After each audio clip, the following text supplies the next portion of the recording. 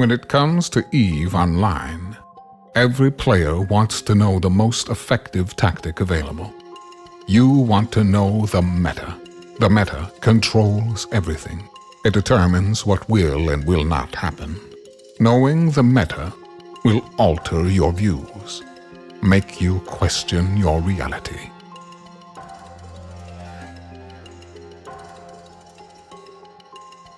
It might even make you laugh.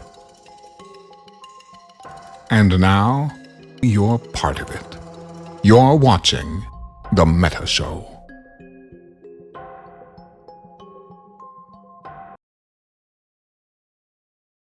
Good afternoon, good evening, everybody, and welcome to this week's episode of The Meta Show.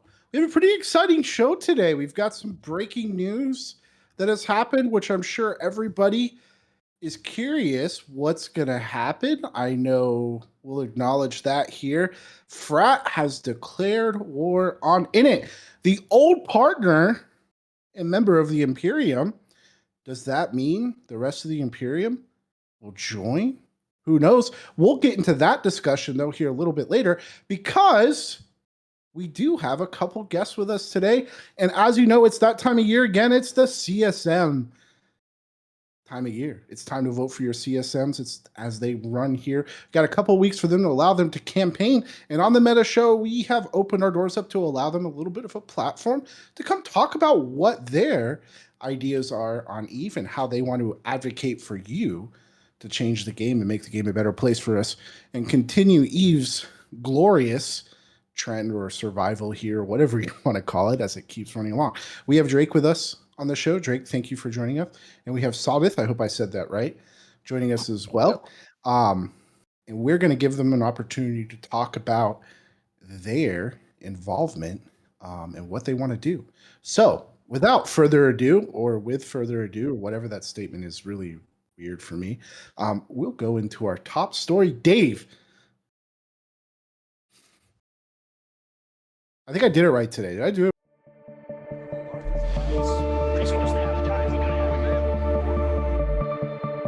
No, you're good, man. So EMF, thank you. Yes, I am Keith Stone. Thank you for saying my name 3 times. I appreciate you. I love you, EMF. You're my favorite person. Well, one of them. Anyway, so want to start out with Sawdeth. Tell our viewers who you are. Give us an introduction. Who are you? And run us down to like your platform. I am Sawdeth Ternius, and I started out in EVE Online in 2011, and I'm looking forward to running for CSM 20, and I'm got a lot of things to talk about, and it involves PI, PvP, mining, and FPS elements. Awesome. Yeah, no, I read your CSM post. Really interesting on EVE Online. Doesn't have the FPS element, but we have had in the past Dust, as many of us know, and that interaction between EVE Online and Dust. So tell us like what your platform, is there like a group that you feel like you represent more than another? Like walk us through that. Well, technically, beforehand, I used to be a part of no particular major group in particular, but I'm looking forward to working with all kinds of groups, like wormholes, some null powers if I want to, and if offered, that is, and hopefully to see what we can get done on the table.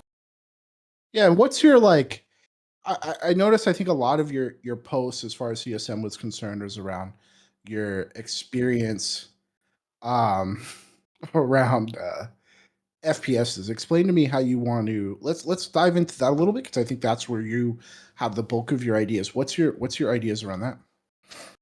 Well, I started out with first-person shooters when I was about 12 or 13 years old with Call of Duty Finest Hour on the PC back in 2002. I seen recently about Vanguard that's been floating around out there through the CCP list of games and all that stuff, and I see some very high potential that we might see a possible revival of I wouldn't say revival of Dust 514 to begin with, but we might have some Dust 514 elements into the Eve Vanguard at some point. But my expertise on said first-person shooters is that, and how will it all tie into Eve Online is there's a lot of planets out there that is ripening for either defending or attacking PI colony settlements. Yeah, and explain to me like your idea, like how, because I've played Eve Vanguard a little bit. I kind of like the idea. It's an extraction shooter. You run around, you have different missions, and it's a little PvP, PvE. I think it's a cool idea, and I wish I was around in Eve Online when Dust existed, right? Because I Right. thought that was such a cool concept, like a battlefield planet side thing going on there in the Eve universe. I think it's really cool, and I love first person shooters as well. So how do you feel like that would interact? What can CCP do to make this like a better transition? Well, since this has been done before with Dust 514 with orbital bombardment and connecting it to the PlayStation 3 at the time, which I was there for that, and I just want to see. I miss like going in with a destroyer and sending a little bit of a salvo planet side. I kind of miss that. Yeah, no, the old destroyers. I joined Eve Online right at the tail end of that. It was still in the game when I joined the game and I first started playing. So I thought it was definitely a cool interaction. Do you have any hopes, like as far as how would this work into say low sec? What do you think the impacts of allowing a first person shooter to more like change the Eve, like have that interaction? How do you hope that would change the game in Eve Online? I can see big players like faction warfare going at it to like they used to back in the day. Yeah.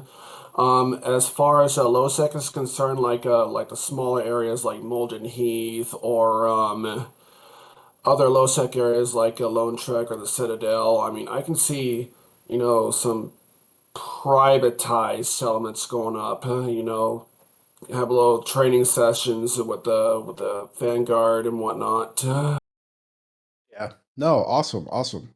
Yeah, no, I think CCP, in my opinion, man, I think it's cool that you have that background and you have that kind of like passion for it because I think CCP like has a unique opportunity to expand like the interactions between the game and expand the sandbox to not just, you know, spaceships, right? Because we see games like Elite Dangerous, they do something similar where you can go flying around in space in your ship, but also do like first person shooter element. And I definitely would love to hear like how that can change the game or how can that impact the game more. And I know we have some chats, some conversation here, some funny conversation about bathrooms. I appreciate the chat being focused on Drake's surroundings though. But Sawdeth, tell me like what else? So we talked about a little bit about the FPS piece. What other ideas do you have for CCP to save our game? Well, there's a lot to that I'd like to bring to the table to have CCP save our game. Like, for example, planetary interaction, for example. Um, Whenever you log into game and you want to do some PI, you only see your colonies only, whereas everybody else's. I mean, what's the point of actually having a PI colony game if you can't see anyone else's? Why do you want to? Do you want to steal other people's ideas, Sawdeth? No. I mean, I've thought about this for quite a long time, ever since I first played Eve. That's awesome. That's awesome. So what would like seeing other people's colonies do? What do you feel like that would help drive? Hmm. I mean, it could tie into Vanguard at some point, but not immediately, but later down the road. But Oh, I go ahead. I was gonna say, do you think like in Vanguard we could like raid other people's PI colonies? It is a possibility if given the chance and the choices for the Vanguard to move in. I mean, Yeah, instead of kicking sandcastles, we're storming the castles. that's right. Oh, kicking sandcastles. What Drake? I don't know the name of your corp. That's the name of your corp, right? Castle kickers. Cackles. There we go. Close enough. Yeah, that's great. Castle kickers. I think that's a lot of us. I think all of us here like kicking over sandcastles, Sawdeth. So what else? So PI interactions, you have ideas around PI interactions and potentially engaging that with Vanguard. What are some of your other ideas? I think a hot topic that we've talked about plenty of times on the Meta Show are what are your thoughts on the ability for, Dave's got Game of Thrones right over his shoulder. I think that's Asher checking in on Dave right now. So Yeah, chat, forgive me. my boyfriend's watching Game of Thrones and it keeps popping up through the green screen. You're fine. You're fine. Go ahead. So one of the hot topics, and I know we've talked about a lot on the Meta Show, and our viewers have different opinions about this, is what are your ideas on projection in EVE Online? The ability for big alliances to be able to send all their big toys across EVE very quickly. That is a very hot and sensitive topic that I'd like to delve into. However, no pun intended. The instability, the player-made stargates, though. I mean, some people do tend to get from one part of the constellation to another, though. But I find it a little bit of a hassle, though, because bridging up fleets over with Titans, though. In my personal opinion, not every Titan pilot is going to be able to want to bridge fleets over from one area of the galaxy to the next. Yeah, we need something, to possibly to balance the bar on that. If the player-based stargates are not going to do anything, or Titan pilots just don't want to do nothing about it, I have other suggestions, though, other than taking the long route, which nobody wants to do. I want to take the long route. I want to fly through all the gates in Eve Sawdeth and enjoy the scenery that is EVE Online, right? There are so many pretty planets to look at, and I know when I play the game, I want to take the long route. But I also don't like the fact that goons or frat or whoever can show up to my little fight over my moons and ruin it for me. It's terrible. It is sad, to be honest with you, to get some unwanted neighbors within the neighborhood. Exactly. Unwanted neighbors in the neighborhood. I like that, Sawdeth. I like that idea. And I hope if you get the opportunity to represent our player base, as CSM, you'll remember that you want to keep unwanted neighbors out of the neighborhood, because I don't want to see that either. So we talked about that. Is there anything else you feel really passionate about and you feel like our viewers and then potentially any voters out there should hear about you? Well, that comes up to my fourth area of expertise, the mining aspect for Okay. hard and complex ores are out there. Like, for example, in wormholes, for example, you find all this rare, exotic mineral ores out there, and you mine for a long period of time, and all of a sudden you get nothing. And then, if you get nothing, we got to earn something that we worked our butts off for that.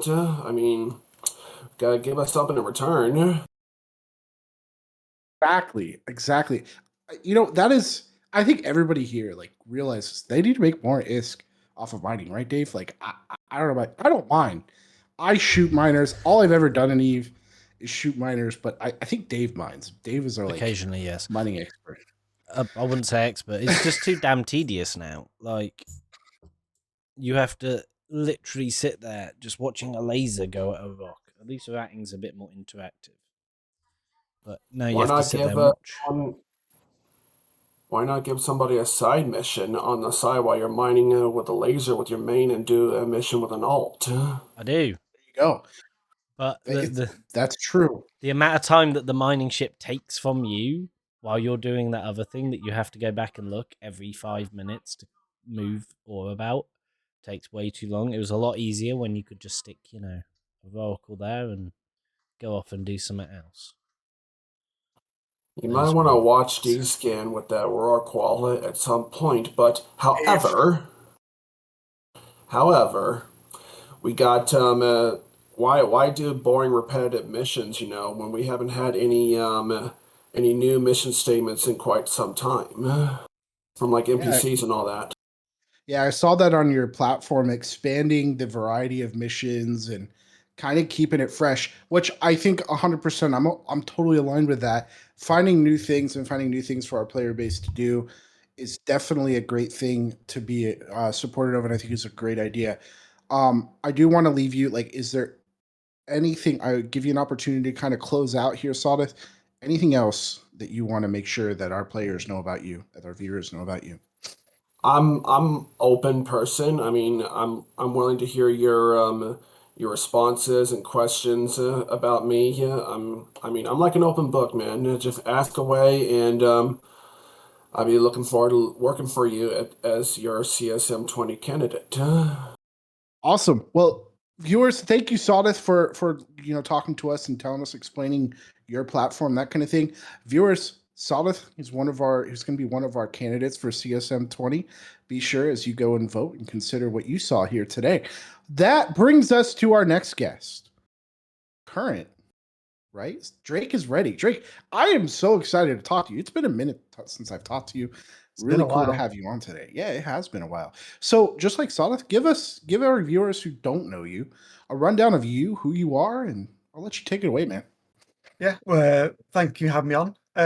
So I'm Drake Iddon, and for those who don't know me, I have essentially for the past 5 years been the annoying little shit in Podgevin, pissing basically everyone off, but and getting rich off of it.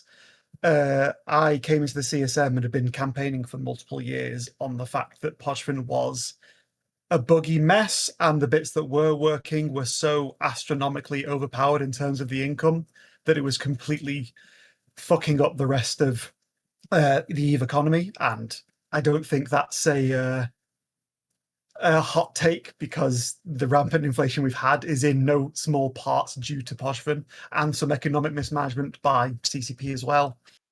I was honoured to be the Make-A-Wish Foundation, one of the selectees by CCP, to be on CSM 19, and I'm very proud of what I've achieved. If you compare what Podgevin was to what it is now, it is completely different. We have ripped out root and stem so many systems and rebuilt them in a more robust system that's less taxing on the servers, fixed thousands of bugs, got the economy more or less under control. Obviously, it still prints quite a lot of money. It's gone from essentially 22 trillion a month, split between a very small cohort of giga multi-boxes, now to spread along far many people across more sites, and it's only printing essentially just slightly over half that. In terms of the economical impact to date, we haven't had the September MER yet. I was kind of hoping it'd be out soon, but obviously I guess it's a bit delayed again. But between November last year, when I got on CSM and my first changes with the Revan expansion came through, and now, about 93.5 trillion has been printed in total into the faucet, with destruction kind of staying steady, and it's quite high. I think August has been our highest point this year. September has been our highest point this year even, and that'll come out in the September MER just based off Zekiel numbers. On top of that, anyone who knows me, I absolutely, bottom of my heart, hate cheaters with a passion.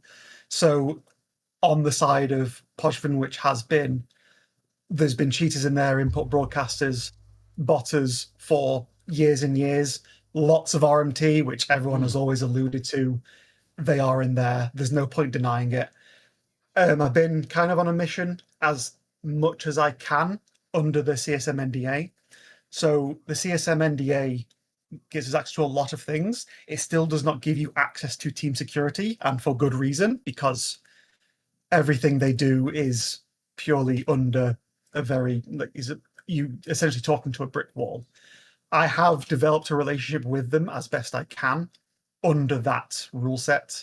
So I do give information to them. I do not get anything in return. The only return is I know if people get banned, because I see the ban messages in my email and feedback from other players. What I have also done is I've developed tooling to parse log reports when people send them to me, and I can quickly determine if it is likely or unlikely that they're input broadcasting. And if they aren't, I will explain to the player why I think they're not. For example, if it's, say, sentry drones all hooked up to a drone bunny, that's not input broadcasting, that's just the now nerfed drone bunnying.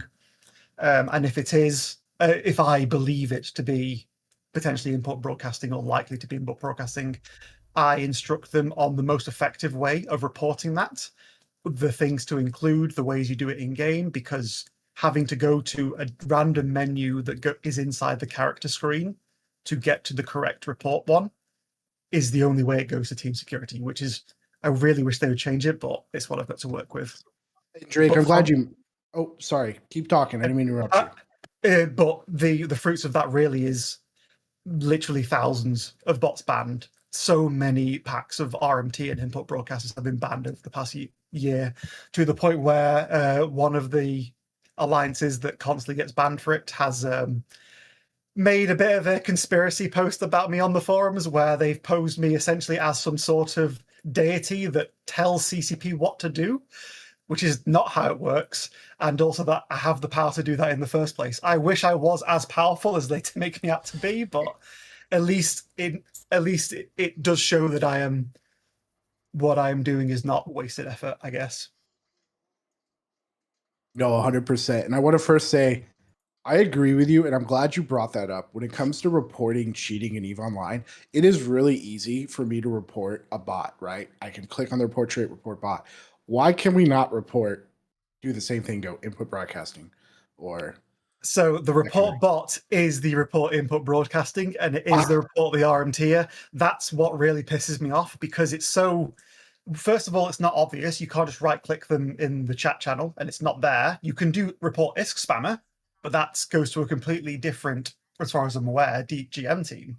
Because if you report ISK spammer, they actually get dealt with quite fast. So it's a different GM team, because team security have to do the legwork to prove and make sure that it is RMT or what they're doing. And there's a lot of things they have to do.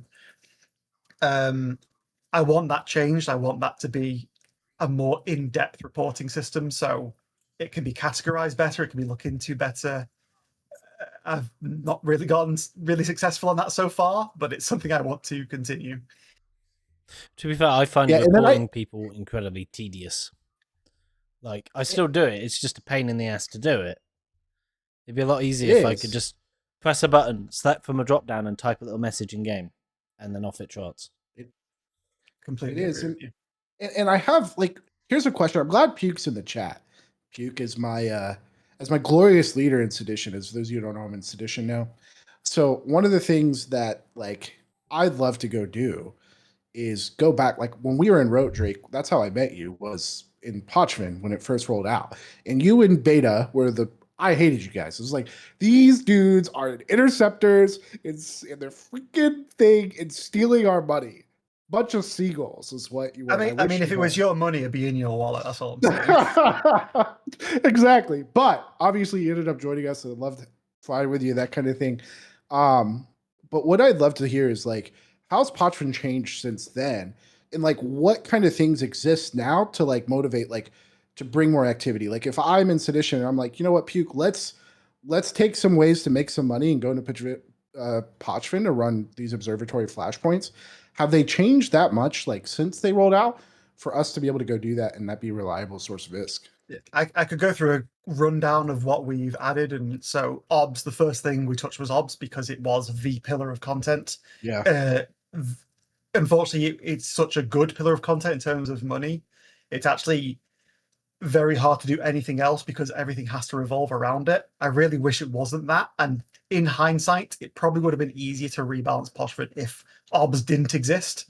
But unfortunately, they do. So we ripped that out. We've redesigned it in a dynamic dungeon system, which is essentially the same system that you see in Homefronts, which is why you get, like, the NPC pop-ups.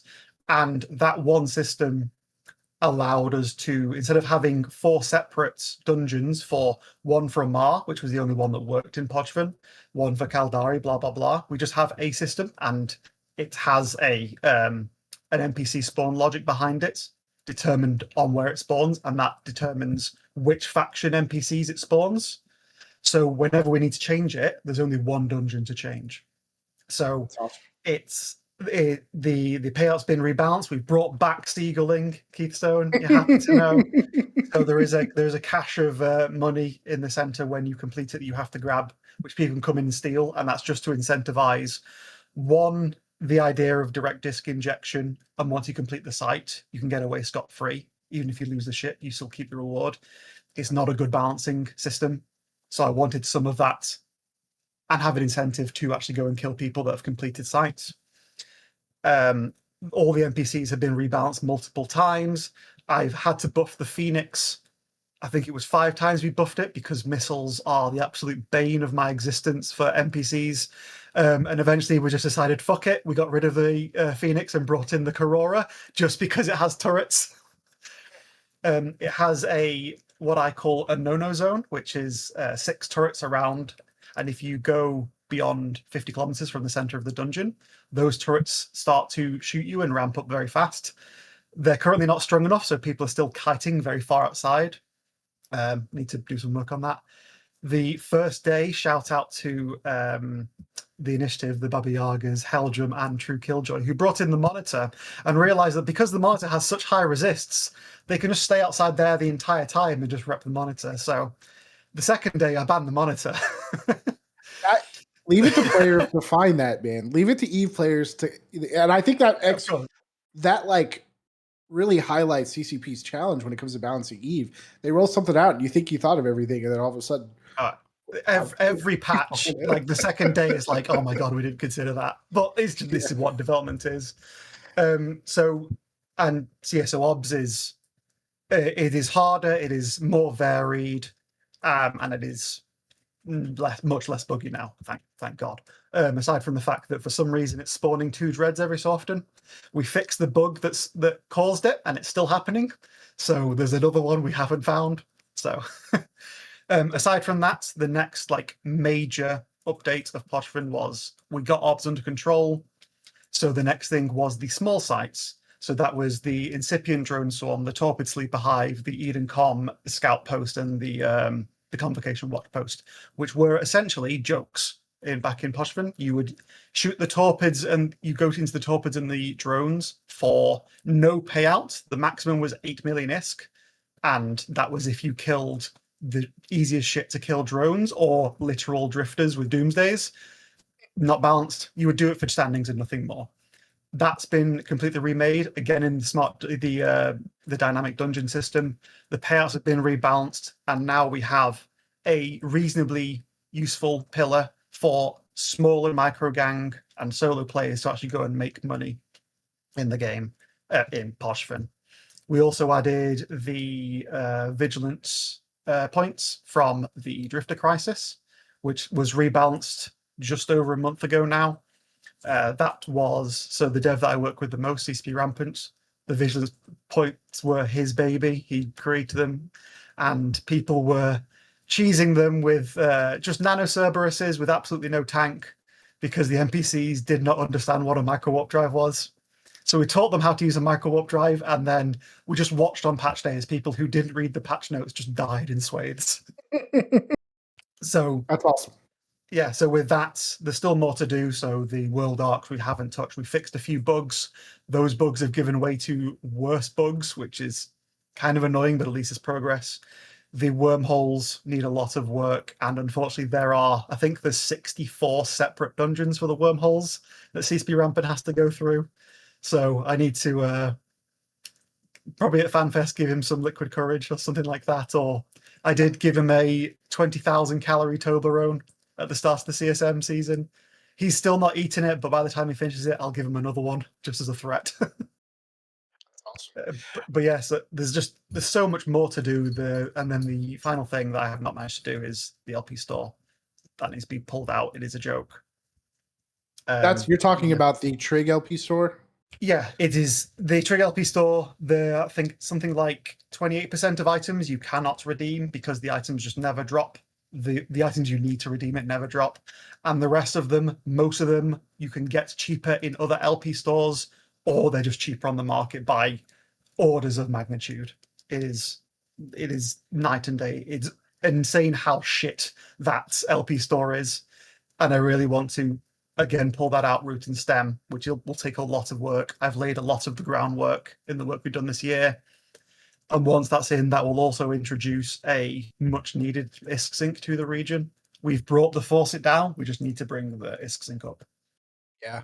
And does that mean you support the LP wallet implementation though? Like, so we get an LP wallet. I wish we had the LP wallet meme. I feel like that needs to be here. There's The someone in lizard- oh. chat is watching the lizard, the LP wallet. Like, I don't know. I love that thing. So yeah, Drake, like it sounds like you've done some awesome work in Parchment, and I really love what you've done. And it sounds like you have some great ideas moving forward. Potentially, if you get another opportunity to be CSM here for 20. And then I really obviously am passionate, just like you, about the cheating in EVE Online. I've experienced it. I've experienced it firsthand with you as I've flown with you and stuff in Pochfin. So definitely love hearing that. As we wrap up here for this segment, this piece of it, what do you want to leave the viewers here with today? If they didn't listen to anything else you said, what is the one thing you want to leave the viewers here today? Remember you by?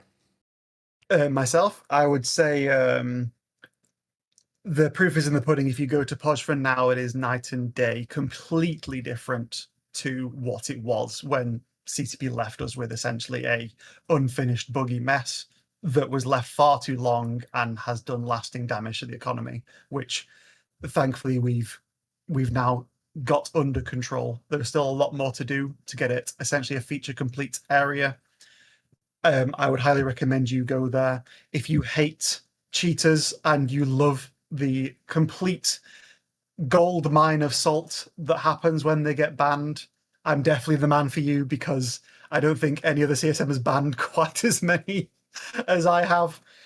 And aside from that and Podfriend, there's a lot of other things that I want to do for new players and also accessibility things. I've been working a lot in the background to try and get the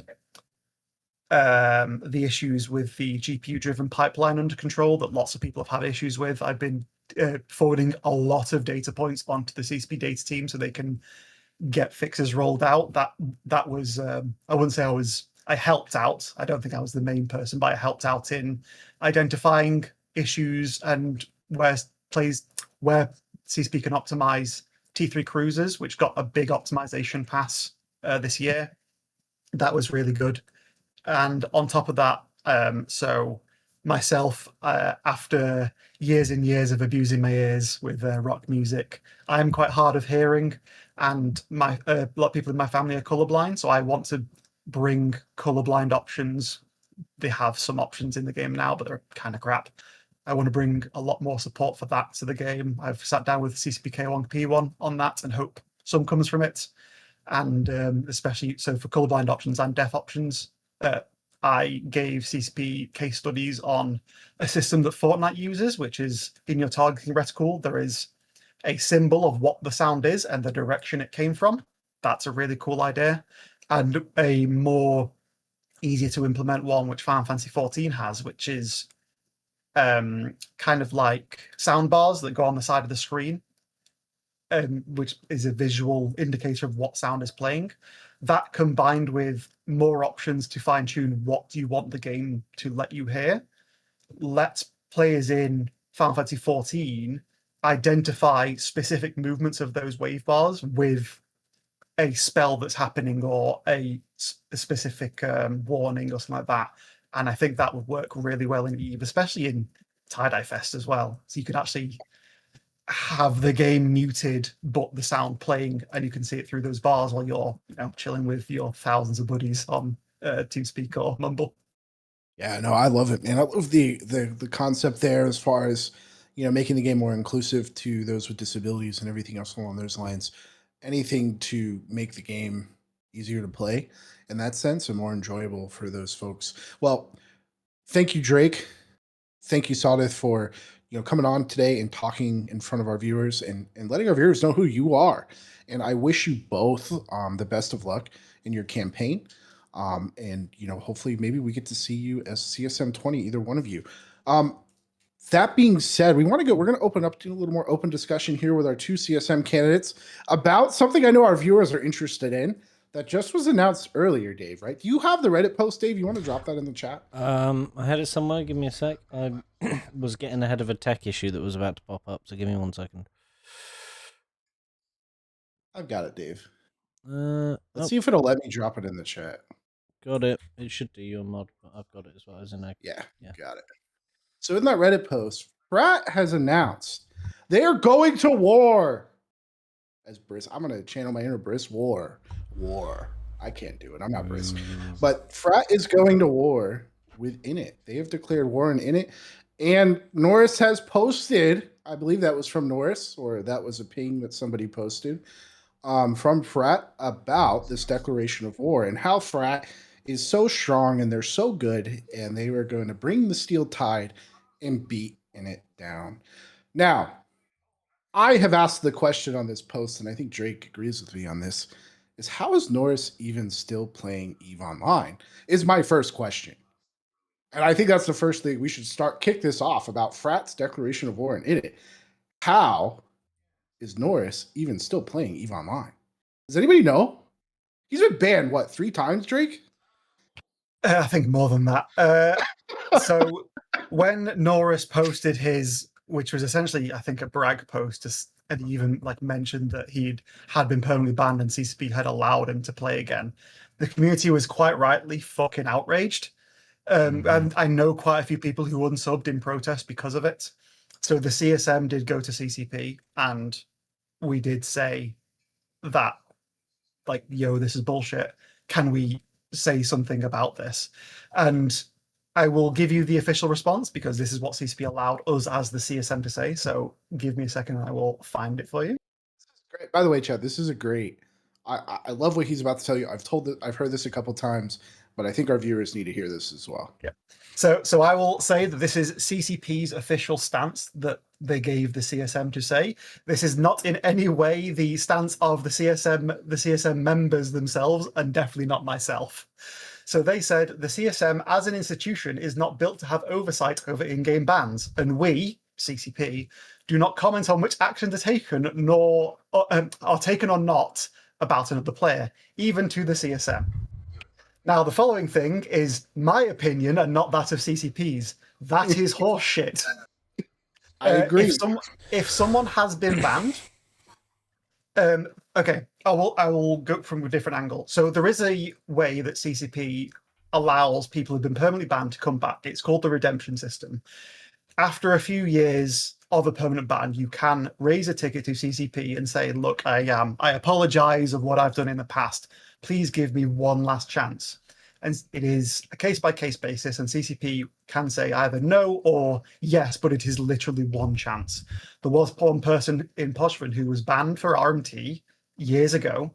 He got a redemption unban, and then about a year later, he got banned for RMT. And then when he appealed it, CCP said, no, you had your last chance. I think that is a really good system because I think people grow up, people learn, people make stupid decisions. If Norris got unbanned through that, then I am okay with it as long as Norris accepts that. And if he steps out of line again, he's gone forever. But CCP hasn't said that, so we don't know. I think CCP's response, or lack thereof, was very tone deaf. This is someone who has been banned multiple times, and he has not been remorseful about it. The fact that he is allowed to play simply because he is, or in my opinion, because he is the leader of a large alliance, you shouldn't treat people differently based on the amount of members in their corporation or alliance. So I'm not a happy bunny about it. There's also the fact that he's not actually served his ban at all. He's been still playing, and then the reputation of his alliance, which is proven when they do the GM week and they teleport botters and all sorts to a system, they're mostly his alliance. So why would you give redemption to someone who can't control his own members and stop them from breaking the rules and allows them to stay in his alliance. I will correct a little bit of misinformation there. I would say it's like half and half a frat and the other half are posh from R&D accounts. Yeah, but at least they were this last you game get you get what I mean. Most of them, a lot of the time, it's a frat member that pops up. I would have, if I was CCP, I would have told him to get his, if he's turned around to him and gone, "You're still playing, so get your house in order, and then we'll talk about this." Because he's sitting there, sorry, Keith, and there is no way he doesn't know it's happening. Not a chance in hell. But I think that's a slippery slope because I think every alliance has botters in it, right? And I think, but now to your point, Asher hasn't been banned for RMT, Goblins hasn't been banned for RMT, Darkshines hasn't been banned for RMT. But I will say, I'm curious though, is Frat a different alliance when Norris isn't there? And does Frat, without Norris at the helm, do they have the ability, in my opinion, to go and compete toe to toe with the initiative? I'm really curious, and Dave, I'd like to hear your input. Do you think Frat's a different alliance, and without Norris, are they able to go and maybe push this war positively? I think they can, and on the note of the war, with them gaining PL, that is the only thing that's made it possible for them to do this. Because in it will just time all their stuff to a time zone that the Chinese part of fraternity cannot turn up to, which would be the logical thing. We've discussed it on this show before. Time zone tanking is what you would do against them. Yep. So without Norris, yes, because it won't be him leading the charge most of the time anyway. It will be people like Headliner. Because you've had a Headliner on the show. Get him back on the show and talk to him about the truth. This is what he wanted, though. He didn't want to fight the defensive nonsense that he was fighting up there and with Goblins and friends. He wanted to go on the offensive. So it's interesting you bring that up because maybe, and I think you're absolutely right. The addition of PL to Frat, that gives him an additional tool to fight in that EU time zone. I am, let's see, what's the right word? I don't want to say optimistic, but I'm not optimistic. I'm sus on PL's ability to fight toe-to-toe within it, though. But I guess with whatever frat EU frat there is and PL, that tips the balance maybe in frat's favor to be able to go, and Winterco's favor to be able to go and fight in it. So definitely interesting there. Go ahead, Drake. I would also say that frat is big enough to not be a single time zone either. They have a very large amount of US time zone players now. They do have obviously a huge Chinese cohort. When they were back in Podfin, it was actually quite funny because the Chinese time zone frat and the US time zone frat didn't like each other, and they would very regularly come to spats, and it generally always ended up with the Chinese players completely bullying the US time zone players. It was very funny to see, but they are pretty huge. But that's also, is that something that the initiative can hold off an alliance plus PL that has a almost ubiquitous time zone coverage? Well, Frat are going to have to be able to bring it to the tune of about 1,000 people in EUTZ, because that's what Init have been doing lately. If they can't do that, which they can't, they're done for. Not without Horde. They have always needed Horde. Even with building a USTZ, they just can't get the numbers in EUTZ, because all the EUTZ players are in Init, in Goons, in Horde, where the EUTZ action is. Which I think is a great question as far as CSM goes, though. Is there a solution? And I understand NDAs and all that other stuff. Is there any kind of solution at all for the time zone taking? Everybody does it. I think Frat probably is the most egregious because that time zone is very who lives there, and the game doesn't have a super strong AU time zone. So with Frat's arguably monopoly on that time zone and their ability to time their structures that way, they can go on a defensive war like this. And I think there's not a way to counter push like we've seen in other wars, where Test lost all their space while they're hitting goons. There's not a way to really counter Frat when they overextend like this. So I'm curious as to Drake, do you or Sawdeth, either one of you, have any ideas as far as time zone tanking or what does that does? It's something that was discussed quite heavily by the CSM, and I'm sure every CSM before CSM 19. Yeah. Without going into specifics, because there's stuff we spoke about with CCP, so I can't mention that. But there's lots of different ways, but none of them are. Everything has some pros and a lot of cons, and it's essentially kind of like a pick your poison. Are they the same cons as what we have now? Are they worse cons? Are they affecting players equally? There's in the current like conquest system of SOV, with the way that timers work, with everything, with infrastructure, with metanoxes, with antiplex, with citadels, and then with the fallback of posses as well, because good old posses, CCP said they'd rip them out of the game decades ago, and decades later they're still here.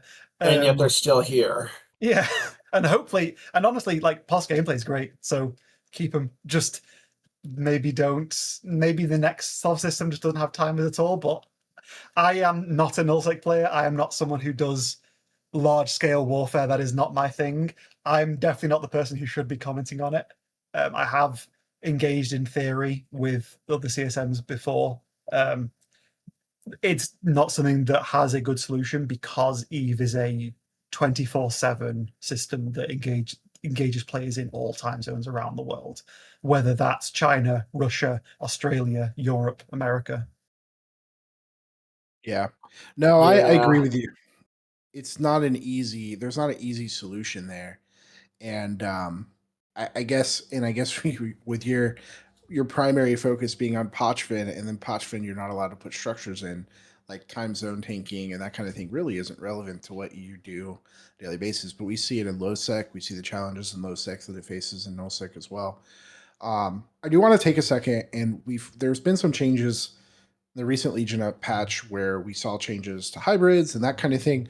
And what's curious in that Reddit post, what was dropped there, if you go through and read through that Reddit post, the doctrines at Frat, and I take this with a grain of salt, how well they're going to use these, whatever. We see the Roke, we see the Zealot, we see the Munin, and we see Vultures, Navy Feroxes. The Roke and Navy Feroxes still being a primary doctrine despite the nerfs to hybrids is curious. I really would like to see that shooken up, that kind of thing. I don't know how well Frat's using them, but I still think they're a powerhouse despite the nerfs to hybrids. Yeah, and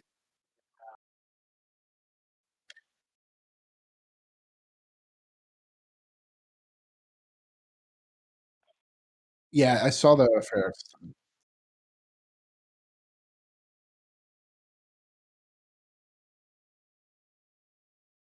Yeah, Alvaron kind of intercepted my point. Was old stock needs to be taken into account. People have made a lot of Feroxes as soon true. as they were kind of judged to be essentially the new Munin of what Munin Online used to be.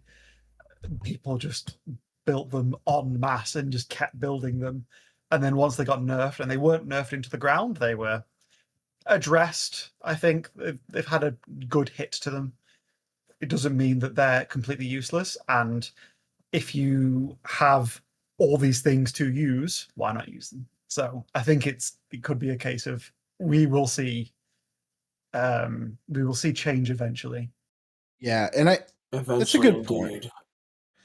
That's a good point, because further down in the post, they do talk about Navy Apox, which I know is one that got a buff, and then to Dave's point, replacing the Navy Feroxes with T1 Feroxes there. So, but no, definitely interesting to see this war with Frat and this declaration. I am under the impression, I don't know if this declaration of war would happen if Norris was not leading the helm of Frat. So I think having a cheater and a known arm tier and that kind of thing in EVE Online, leading a major war against another block and be able to influence the landscape of EVE as Frat can do, is highly questionable. The longevity of the game, with CCP's approach being, that's none of your business. So The interesting so the interesting thing I have noted, though, is they are not actually taking their CNTZ. They're only doing 2 move ups, one from at 1500 and one at 2000. They're just going to make them all get up for it. But you know what's interesting, though, Dave, and I think there's something that we're missing here. And there's a group that I'm a part of that I join in every so often, and they're responsible for hundreds of billions of ISK and losses on a almost daily, weekly basis for Frat. And that is mostly led by an init group, and that's a group that blops on Frat from LowSec, and is a good friend of mine who leads that, Count Scary, who has been a fiend around dropping on Frat. And I'm curious, and maybe Frat, that they don't acknowledge this, they don't say that, but you have to wonder, with the Titans that have gotten warped off of Keep Stars, with the just sheer number of like capitals, and I've seen some marshals and that kind of thing that have been dropped and killed, if maybe this is going at Init and being like, hey, you're supporting this, we're pissed off. And that's a driver behind this war. It would be a cool story if it was. Because I don't know, like, I know Init and Frat have been fighting, and I believe Init has been, pushing Frat, that kind of thing. So there's probably a larger picture, and it's not completely associated with this, but it's definitely would be cool. Somebody said it's not. If you have Astro, if you have more context on what is driving this war within it, and it could just be the relationship that's grown over the last whatever. Init took Sovereign Fade. It doesn't matter the reason. It doesn't matter the It's reason. true. Content is content. But it is. That's very true. Very true. The word on the street, Yeah. and you can see it on the map, Init took Sovereign Fade from Frat.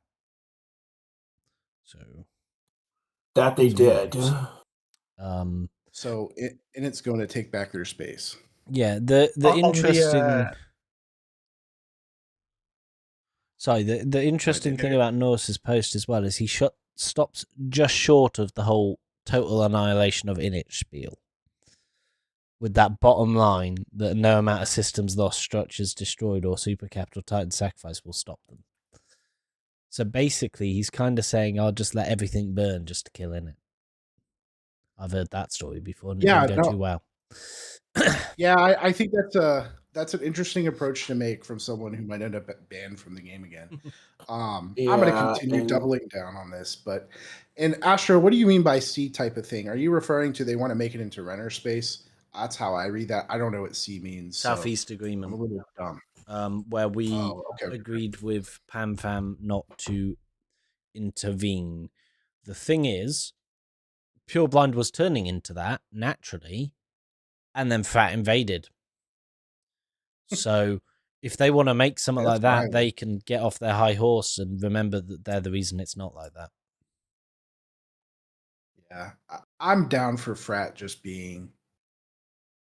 I don't know. I don't like it saying, "Hey, the game's a better place without a group of alliance." But I think Frat, if I mean, the original capsule of Goons 1DQ is now Initiative Holding, so maybe this could just be a meme of 1DQ by Christmas. Whatever floats your boat. Exactly, whatever floats your boat. And I think on that comment, Dave, we're right at time. Yep. We'll take us out, sir. Okay, yeah, that is all from us. A couple of announcements. Life Shifter will be live on the channel at 01:30 doing Logitech giveaways. For those that don't know what those are, we have a Logitech sponsor, and we give away every month a Logitech peripheral, like the amazing mics that you can hear Keith and I talking through, and such. So be here for that. I'm not sure which one he's giving away this time. Last time we did a keyboard, though. So be there. He's also playing Battlefield 6, which should be fun. Might join him. Yes. But until then, let's have some final thoughts from people. So Drake, you go first. Yeah, thanks for having me on. But if anyone has any questions about me running for the CSM, I hope I can count on everyone's votes. And you can contact me in game. You can contact me on Discord or on my forum post. I will reply as soon as I can. But yeah, vote for Drake. There's more to be done, and there's a lot more cheaters to be banned. And there is more to be done as well, if given the chance for CSM 20 myself. So I'm an open book. I can answer on Discord, forums, you name it, and I'll answer your questions and all that. May the odds ever in your favor. Awesome, thank you. Okie dokie. And that is all from us, I believe. So until next time, folks, Goodbye.